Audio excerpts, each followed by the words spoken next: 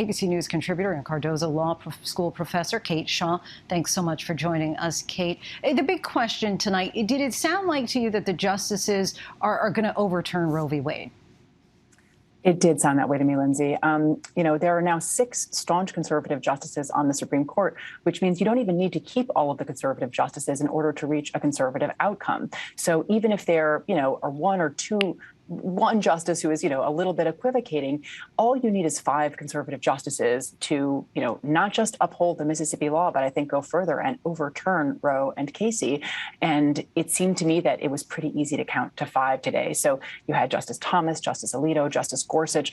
They've previously suggested they think that Roe was incorrectly decided and should be overturned. The big questions were Kavanaugh and Barrett. And both of them seemed to send strong signals to me that they were less interested in some sort of compromise than, just actually going all the way and overturning Roe and Casey. So I do think that's the most likely outcome coming out of today's argument. Chief Justice John Roberts will obviously cast a critical vote here. What did it mean, legally speaking, when he said that Mississippi's 15-week limit is not a, quote, dramatic departure from viability? Why was that statement so revealing? It was an interesting moment. Roberts was the one who seemed the most interested in this question of whether what the court could do is just to refashion the viability test. Remember, in Casey in 92, the Supreme Court held that states could regulate abortion, throughout the duration of a pregnancy, but couldn't ban abortion after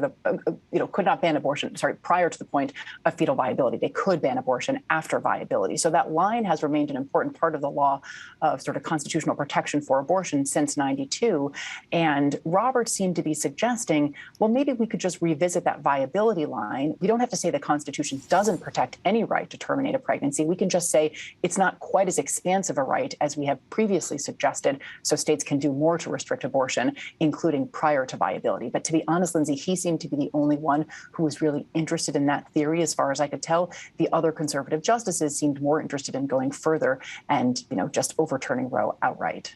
And taking a step back, just explain for all of us why the Roe v. Wade court ruled at that time that women had a constitutional right to an abortion, and how could this court at this time change that landmark decision? Sure. So in 1973, when the court decided Roe versus Wade, it had already decided in a series of cases that the Constitution, and in particular the liberty protected by the 14th Amendment, protected people's ability to do all kinds of things free from undue government interference. So it conferred on people the right to control the rearing of their children. It protected your right to access contraception. So the court had already said, look, liberty in the Constitution protects things that might not be explicitly listed in the Constitution. Again, like, child rearing and contraception. So it essentially extended that reasoning to the decision whether to continue with or to terminate a pregnancy, and said the liberty protected by the Constitution is expansive enough to encompass the decision whether to continue with a pregnancy and to bear a child. But the court also said in Roe, and even more clearly in Casey 20 years later, that's not an absolute right? There are also important state interests in potential fetal life. And that's essentially where this viability line came from, that, after the point at which a fetus could live outside the womb, the state's interest in that life or that potential life is strong enough to allow states to prohibit abortion, even though that does infringe on the liberty of a person, of a woman who, may prefer not to carry the pregnancy to term. So that's the basis for the 1973 ruling. But of course, the court does overturn its prior cases. It has done so many times in the past. And there's supposed to be kind of a calculation done of how correct the earlier opinion was, how much reliance there has been on the earlier opinion, how workable or unworkable that earlier test has proven. And so that's one of the big things that the two sides were sparring over. Has Roe supplied an enduring test? Was it correct? And has it been workable in practice? Mississippi says, no, it was wrong at the beginning and it hasn't been workable. And, the challengers have said Roe was correctly decided as a matter of constitutional law, and it should remain binding law.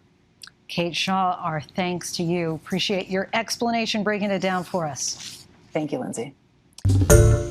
Hi, everyone. George Stephanopoulos here. Thanks for checking out the ABC News YouTube channel. If you'd like to get more videos, show highlights, and watch live event coverage, click on the right over here to subscribe to our channel. And don't forget to download the ABC News app for breaking news alerts. Thanks for watching.